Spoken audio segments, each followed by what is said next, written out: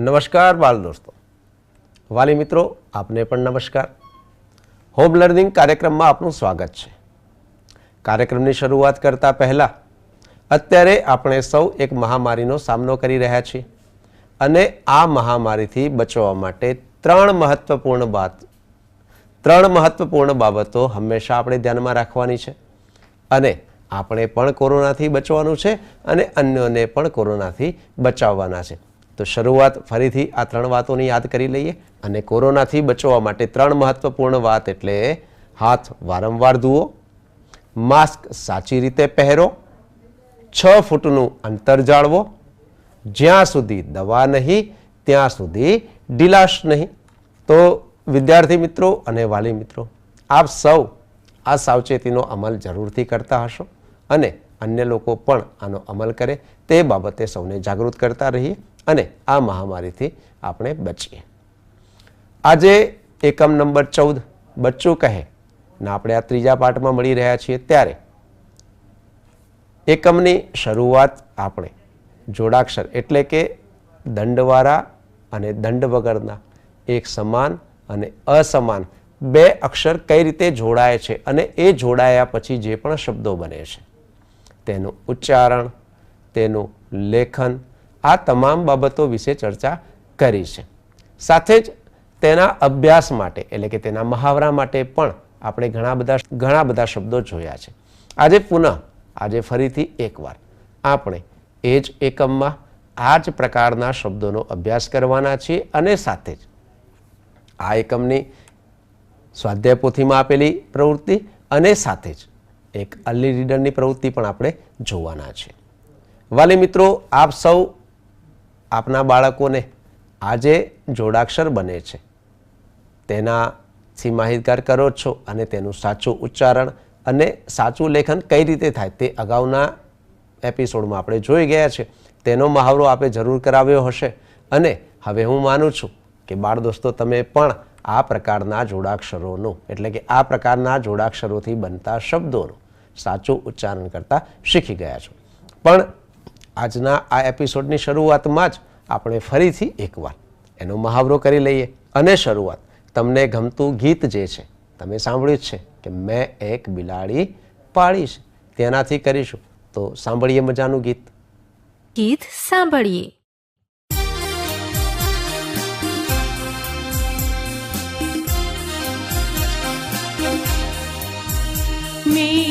एक बिलाड़ी पाड़ी छे ते रंगे बहुरूपाળી छे. मैं एक बिलाड़ी पाड़ी छे ते रंगे बहुरूपाળી छे. दूध खाय, दही खाय, घी तो चप चप चाटी જાય. दूध खाय, દહીં ખાય, ઘી તો ચપ ચપ ચાટી જાય. તે હળવે હળવે ચાલે છે ને અંધારામાં ફાળે છે.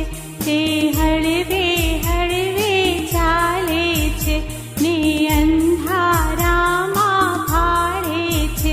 ઉંદરની ઝટપટ ચાલે છે, કૂતરાથી બીતી ચાલે છે. ઉંદરની ઝટપટ ચાલે છે, કૂતરાથી બીતી ચાલે છે. તેના દિલ પર રાગ છે, તે મારા ઘરનો વાઘ છે. તેના દિલ પર રાગ છે, તે મારા ઘરનો વાઘ છે. બાળ દોસ્તો, હવે તો આ ગીત તમને મોઢે થઈ ગયું હશે અને ગીત સાંભળવાની તમને મજા પણ આવી હશે. તો હવે આજે આપણે આપણો અભ્યાસ શરૂ કરીએ છીએ. તો ચાલો હું હવે તમને કેટલાક શબ્દો બતાવું છું અને આ તમામ શબ્દો કેવા છે? હા, દંડવાળા અને દંડ વગરના અક્ષરો જોડાઈને બનેલા શબ્દો છે અને તેનું ઉચ્ચારણ હવે તમારે કરવાનું છે અને તે પણ કેવું? સાચું ઉચ્ચારણ કરવાનું છે. અને સાથે સાથે તમારા મમ્મી પપ્પાની મદદથી તમારે આ શબ્દોનું લેખન પણ તમારી નોટબુકમાં જરૂરથી કરવાનું છે. પણ લેખન કરતી વખતે મેં અગાઉના એપિસોડમાં તમને ધ્યાન દોર્યું હતું કે 2 લીટીની વચ્ચે આપણે આ શબ્દો લખવાના છે અને બંને બાજુ આ શબ્દો અડકવા જોઈએ અને તે રીતે સમાન અક્ષરોમાં આપણે આ શબ્દો લખવાના છે. ચાલો તો શબ્દોનું પહેલા વાંચન કરીએ. વિદ્યાર્થી મિત્રો, શબ્દ તમે ઓળખો છો અને હવે તમે આને જાતે વાંચી શકો છો. તેમ છતાં તમારે મારી સાથે આ શબ્દોનું ઉચ્ચારણ કરવાનું છે. એટલે કે હું અહીંયાથી તમને બોલાવું છું, તમારે દરેક શબ્દ મારી સાથે બોલવાના છે. ચાલો શરૂ કરીએ છીએ. સત્ય. હા, હજુ પણ તમારે જોરથી આ શબ્દ બોલવાનો છે અને દરેક શબ્દનું સાચું ઉચ્ચારણ કરતા આપણે શીખવાનું છે. સત્ય. સરસ. બીજો શબ્દ જોઈએ. હા, મચ્છર. અરે વાહ, મચ્છર. ત્રીજો શબ્દ છે વત્સ. વત્સ. અને આ શબ્દ છે, હા, આ લખ્યું છે કાવ્ય. ફરીથી એકવાર બોલો જોઈએ, કાવ્ય. અને આ શબ્દ છે, સરસ, આ છે કલ્પના. એકવાર જોરથી બોલો તો કલ્પના. અને આ શબ્દ લખ્યો છે કશ્યપ. એકવાર જોરથી બોલો જોઈએ, કશ્યપ. અરે વાહ, સરસ. આગળના શબ્દો જોઈએ. જન્મ. તમારે પણ મારી સાથે બોલવાનું જ છે અને તમે બધા સરસ શબ્દો ઓળખો છો અને બોલી પણ રહ્યા છો. દોસ્તી. તમારે પણ ઘણા બધા દોસ્ત હશે. દોસ્તી. સસ્તું. સસ્તું. જગ્યા. અન્યાય. વસ્તુ. અલ્પા. જલ્પા. હિન્દી. સમસ્યા. દિવ્યા. વ્યથા. તો વિદ્યાર્થી મિત્રો, આપે અગાઉના એપિસોડમાં પણ આ જ શબ્દોનું વાંચન મેં તમને કરાવ્યું હતું અને આજે તો તમે ખૂબ સરળતાથી આ બધા જ જોડાક્ષરનું વાંચન કર્યું છે. હું તમને અહીંયા નમૂનારૂપ કેટલાક વાક્યો બતાવું છું, પરંતુ એવું જરૂરી નથી કે તમારે પણ આ જ વાક્યો બાળકને લખાવવા જોઈએ. તમે આવા જુદા જુદા વાક્યો રોજ બાળકને લખાવો કે જેથી કરીને તેનો વાક્ય લખવાનો મહાવરો પણ વધતો જાય, તેનું વાંચન પણ સરળ થતું જાય અને સાથે સાથે આવા જોડાક્ષરોનું ઉચ્ચારણ પણ બાળક સરળ રીતે અને સહજ રીતે કરતું થઈ જાય. તો ચાલો કેટલાક વાક્યો વાંચીએ અને એને સમજીએ અને સાથે તમારી સ્લેટમાં અથવા નોટબુકમાં તમારે લખવાના પણ છે. તો ચાલો જોઈએ. અહીંયા આપણે એક શબ્દ વાંચ્યો હતો અને એ શબ્દ સાથેનું આ વાક્ય છે, હંમેશા સત્ય બોલવું જોઈએ. તમને એમ થશે કે આમાં ઘણા બધા શબ્દો તો અમે વાંચીએ છીએ, પરંતુ અહીંયા આપણે આ વાક્ય જોડાક્ષર સાથે લખ્યું છે. બરાબર ને? કારણ કે આપણે મૂળ અત્યારે શીખી રહ્યા છીએ જોડાક્ષર, પણ જોડાક્ષરની સાથે સાથે આપણે અગાઉ પણ જે શીખી ગયા છીએ તેનો મહાવરો પણ આપણો અહીંયા ચાલુ જ છે.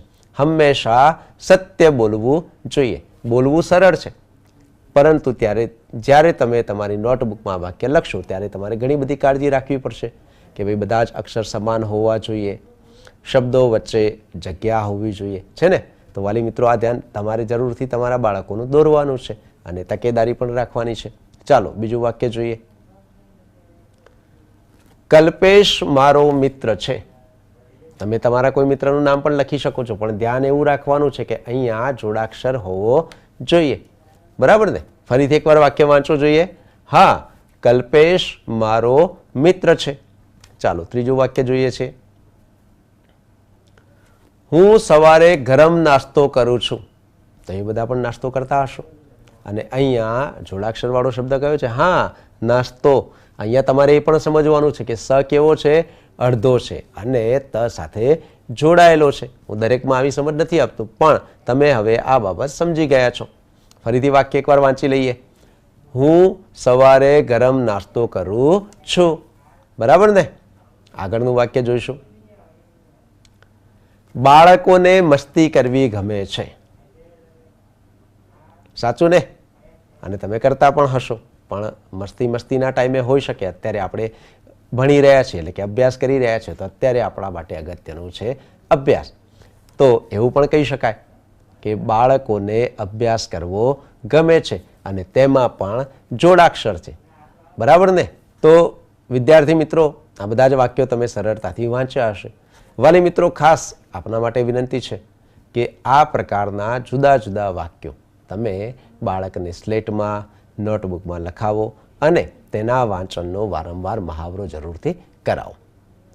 હવે આપણે આગળની પ્રવૃત્તિ પર જઈશું અને તે પ્રવૃત્તિ સ્વ અધ્યયન પોથી સાથે જોડાયેલી છે કે જેમાં કાર્ડ નંબર 6માં એટલે કે આ એકમના કાર્ડ નંબર 6માં બાળકે શબ્દોનું લેખન કરવાનું છે અને શબ્દો અંદર આપેલા જ છે એટલે કે અનુલેખન કરવાનું છે. પરંતુ જેમ મેં શરૂઆતમાં કહ્યું તેમ કે શબ્દો લખતી વખતે ઘણી બધી કાળજી પણ આપણે રાખવાની છે. સાથે જ શબ્દોનું સાચું ઉચ્ચારણ પણ કરવાનું છે અને અત્યારે તો વાલી મિત્રો તમારે જ આ બાબત ધ્યાનમાં લેવાની છે. તો ચાલો તે પ્રવૃત્તિ આપણે અહીંયા જોઈશું. વાલી મિત્રો અને વિદ્યાર્થી મિત્રો, અહીં આપ જોઈ રહ્યા છો કે એકમ 14નું આ 6 નંબરનું કાર્ડ છે અને જેમાં બાળકે અહીંયા આપેલા શબ્દો, અહીંયા તમે જોઈ રહ્યા છો કે પેજ નંબર 59 ઉપર પણ શબ્દો આપેલા છે અને તે જ રીતે પેજ નંબર 60 ઉપર પણ આ શબ્દો અહીંયા આપવામાં આવેલા છે. આ તમામ શબ્દોનું લેખન બાળકે કરવાનું છે, પરંતુ ફક્ત લખવાનું નથી, સાથે તેણે વાંચવાનું પણ છે એટલે કે તેનું ઉચ્ચારણ પણ કરવાનું છે. ચાલો આપણે એક શબ્દના લેખનથી આ અભ્યાસ અહીંયા જોવાનો પ્રયત્ન કરીશું. તો પહેલો શબ્દ વાંચો જોઈએ. પહેલો શબ્દ અહીંયા લખ્યો છે સ્લેટ અને લખતી વખતે આપણે જે કાળજી રાખવાની છે તે છે કે આપણો આ સ ઉપરથી લઈને નીચે સુધી હોય અને લ પણ કઈ રીતે હોય, આ જ રીતે હોય અને આપણે અહીંયા લખીશું સ્લેટ. બરાબર ને? વિદ્યાર્થી મિત્રો, તમારે પણ આ બાબત ધ્યાનમાં રાખવાની છે અને આ જ રીતે તમામ શબ્દો, અને દરેક શબ્દ કેટલી વાર લખવાના છે? અહીંયા તો 2 વાર સ્વાધ્યાય પોથીમાં લખવાના છે, પણ આ સિવાય પણ આવા જ અન્ય શબ્દો લઈને તમે તમારી નોટબુકમાં, સ્લેટમાં પણ લખી શકો છો. ચાલો આગળનો શબ્દ, હવે હું શબ્દ વાંચું છું, તમારે જોવાના છે, સાંભળવાના છે અને લખવાના તો તમારે જ છે. સત્ય અને આ છે અસત્ય. આપણે આ શબ્દ હમણાં જોઈ ગયા છીએ.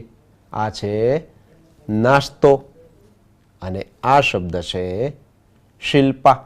જુઓ અહીંયા પણ તમે જોઈ શકો છો કે શિલ્પા લખતી વખતે આપણે આવું ધ્યાન રાખીશું કે લ અડધો છે અને તમામ આપણા મૂળાક્ષર ઉપર અને નીચેની બંને રેખાઓને અડકે છે એટલે કે એક સમાન લખવાનો આપણે અહીંયા પ્રયત્ન જરૂરથી કરીશું. આ છે ખ્યાલ. આ શબ્દ આપણે વાંચી ગયા છીએ. હા, સરસ. કલ્પેશ, આ પણ વાંચી ગયા છીએ. સસ્તું અને આ લખ્યું છે, કદાચ તમને એવું થશે કે આ શું લખ્યું હશે, તો આ લખ્યું છે ગુપ્ત. છે ને? ઘણીવાર તમે આને આ રીતે પણ લખી શકો છો, તો બરાબર ધ્યાનથી જોજો કે આપણે ગ તો આ રીતે લખીએ છીએ અને ગને નીચે આ પ અડધો અને આ રીતે ત આપણે જોડી શકીએ છીએ અને આ લખાયું ગુપ્ત. બરાબર ને? તો આ પણ ગુપ્ત છે અને આ પણ ગુપ્ત છે. અહીંયા પણ ત અને પ જોડાયેલા છે એટલે કે પ અડધો છે, ત આખો છે. અહીંયા પણ મેં એ જ રીતે લખ્યું છે. બરાબર ને? તો તમે પણ આ રીતે લખી શકો છો. આ લખ્યું છે અલ્પેશ. અરે પાછો જ એ શબ્દ આવે છે મસ્તી. અને અહીંયા લખ્યું છે પુષ્પ. બરાબર ને? આ લખ્યું છે વૈરાગ્ય. આ લખ્યું છે બખ્તર. જુઓ, હમણાં આપણે ગુપ્તમાં જેમ પ અને ત જોડાયેલો જોયો હતો તેવી જ રીતે અહીંયા બખ્તરમાં ખ ત સાથે જોડાયો છે એટલે કે ખ અડધો છે અને ત સાથે જોડાયેલો છે અને આ જે શબ્દ બન્યો તે છે બખ્તર. અને આ છે બમ્પર. આને વાંચો જોઈએ તો હા, આ શબ્દ લખ્યો છે લાવણ્ય. બરાબર ને? અને આ છે અલ્પાહાર. આ શબ્દ આપણે વાંચી ગયા છીએ. આ શબ્દ છે કલ્પના. ચાલો પાછળના પાને આપેલા શબ્દો પણ આપણે વાંચીએ.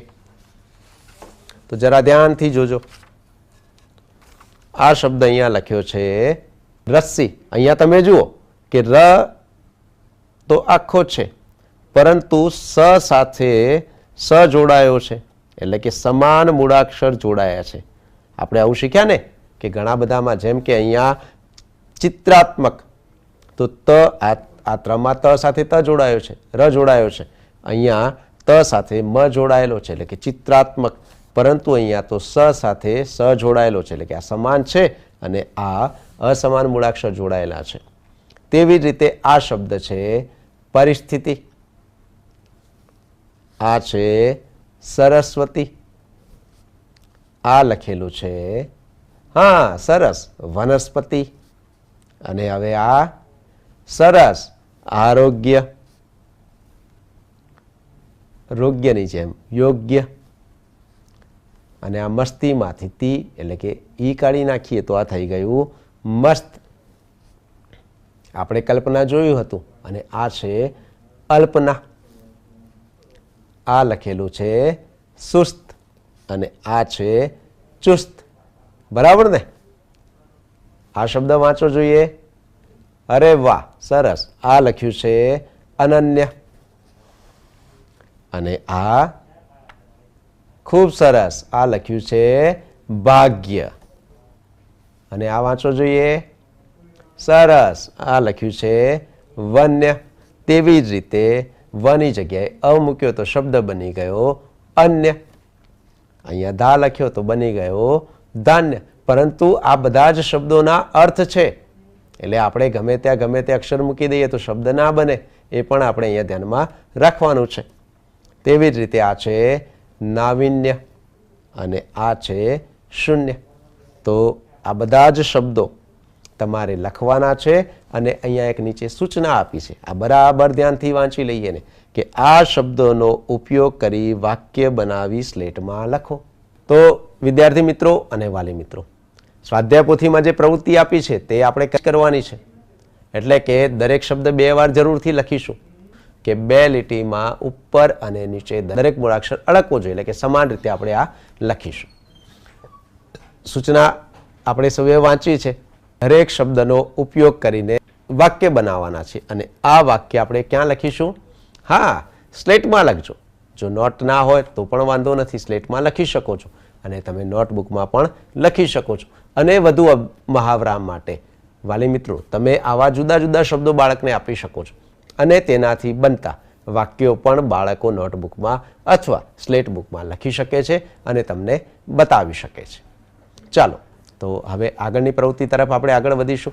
આજે બાળકોને એક વિશેષ પ્રવૃત્તિ, એટલે કે અર્લી રીડરનું વાંચન કરવાનું છે. અને અર્લી રીડર એ પૂરક વાંચન માટેનું એક સાહિત્ય છે. અને એમાં આજે એક સરસ મજાનો નાનકડો પ્રસંગ છે કે જેનું વાંચન આપણે સૌ સાથે મળીને અહીંયાથી કરીશું. સાથે ચિત્રો પણ છે અને આવા જોડાક્ષર પણ છે. તો ચાલો તે પ્રવૃત્તિમાં જોડાઈશું. અર્લી રીડરનું શીર્ષક છે રસ્તાનો પથ્થર. તો આ પ્રસંગ, આ વાર્તા તમારે સાંભળવી છે ને? તો ચાલો આપણે સૌ એને વાંચીએ.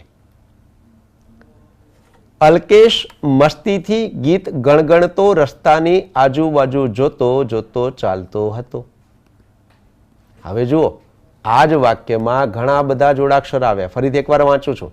અલ્કેશ મસ્તીથી ગીત ગણગણતો રસ્તાની આજુબાજુ જોતો જોતો ચાલતો હતો.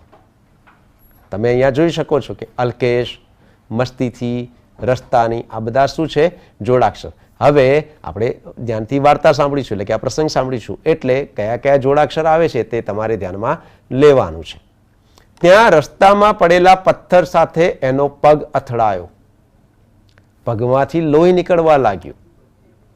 થોડી વાર પછી સંસ્કૃતના શ્લોક બોલતા બોલતા પંડિતજી પણ રસ્તા પર ચાલતા આવ્યા. એમનું ધ્યાન પણ રસ્તા પર પડેલા પથ્થર પર નહોતું, એટલે એમને પણ પથ્થરની ઠોકર લાગી. એમના પગમાંથી પણ લોહી નીકળ્યું. પંડિતજી બોલી ઉઠ્યા, અરે આ તો લોહી પણ નીકળ્યું છે. પુસ્તકોની થપ્પી લઈને કલ્પના આવે છે. એની નજર રસ્તાના પથ્થર પર પડે છે. તે પુસ્તકોની થપ્પી બાજુમાં મૂકે છે અને રસ્તાના પડેલા પથ્થરને ખસેડવા માંડે છે, પણ પથ્થર વજનદાર છે, કલ્પનાથી ખસેડાતો નથી.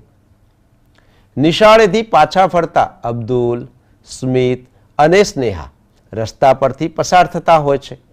ત્યાં પથ્થર ખસેડતી કલ્પનાને જોઈ એની મદદે પહોંચે છે. ચારે જણા ભેગા મળી પથ્થરને ખસેડી નાખે છે. તો છે ને, આમ લાગે કે નાનકડો પ્રસંગ છે, પણ બહુ જ મહત્વનો છે, કે જેમાં રસ્તા વચ્ચેનો એક પથ્થર જે ઘણા બધાને ઠોકર વગાડતો હતો, તેને એક તમારા જેવડી નાનકડી છોકરી કે જેનું નામ શું છે, કલ્પના, એને હટાવવાનો પ્રયત્ન કર્યો અને તેના કેટલાક સાથી મિત્રો એ પણ અબ્દુલ, સ્મિત અને સ્નેહાએ તેને મદદ કરી અને પથ્થરને રસ્તા વચ્ચેથી ખસેડી લીધો. જુઓ, અહીંયા હું તમને ફરીથી બતાવી રહ્યો છું કયા કયા જોડાક્ષર આપણે વાંચી ગયા. ફરીથી હવે તમારે મારી સાથે આ તમામ જોડાક્ષર વાંચવાના છે, એટલે કે બોલવાના છે.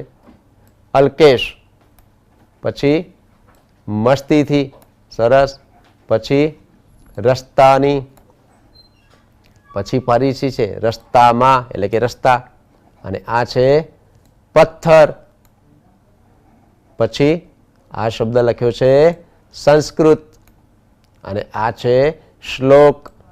બરાબર ને? ફરીથી આ શબ્દ હવે આપણે વાંચી ચૂક્યા છીએ, રસ્તા.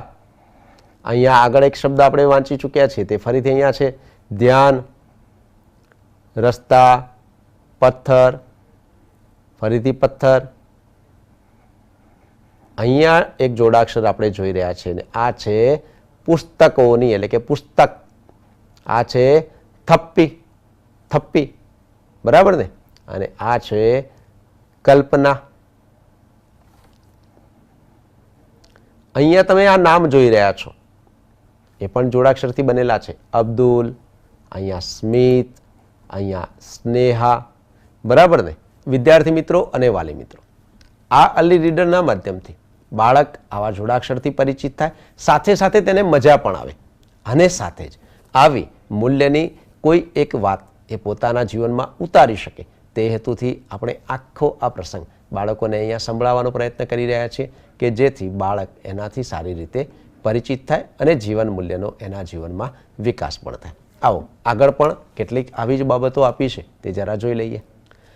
જુઓ વિદ્યાર્થી મિત્રો, અહીંયા કલ્પનાને મદદ કરવા માટે તેના સાથી મિત્રો પણ જોડાય અને બધાએ ભેગા મળીને પથ્થરને ત્યાંથી હટાવ્યો, એટલે કે ત્યાંથી કાઢી અને બીજી જગ્યાએ તેને મૂકી આવ્યા, ખસેડી દીધો. તો તમે પણ જો આવો રસ્તામાં પથ્થર જોવા મળે તો હટાવજો અને કોઈને ઠોકર ના લાગશે, કોઈને ઠોકર ના લાગે તેનું ધ્યાન જરૂરથી રાખજો.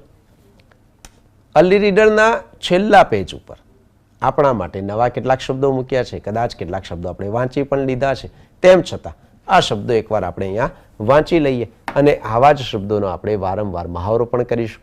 અહીંયા પહેલો શબ્દ લખ્યો છે પુષ્કળ. ફરીથી એકવાર બોલો જોઈએ મારી સાથે, પુષ્કળ. સરસ. પછી આ લખ્યું છે ઈશ્વર. અરે વાહ, આ શબ્દ તો આપણે વાંચી ચૂક્યા છીએ. કલ્પના. આ આપણા એક જિલ્લાનું નામ છે, કચ્છ. આ આપણી એક નદીનું નામ છે, સરસ્વતી. તમે ઘણા બધા વાંચ્યા શબ્દ.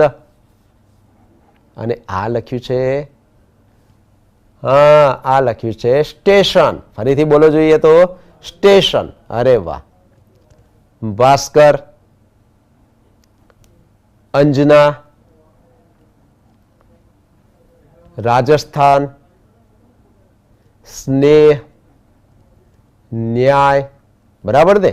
તો આવા શબ્દો તમે તમારી નોટબુકમાં, સ્લેટમાં લખી શકો છો. અહીંયા નીચે તમે જુઓ કે કેટલાક શબ્દો છે એના અર્થ આપણને સમજાવ્યા છે, કે આપણે ઘણીવાર આવું બોલીએ છીએ પણ ઘણાને અર્થ ખબર નથી હોતી. તો અહીંયા પ્યાજ એટલે ડુંગળી છે ને, પ્યાજ એટલે ડુંગળી. ડુંગળીને હિન્દીમાં પ્યાજ કહે છે. વસ્ત્ર એટલે કપડા.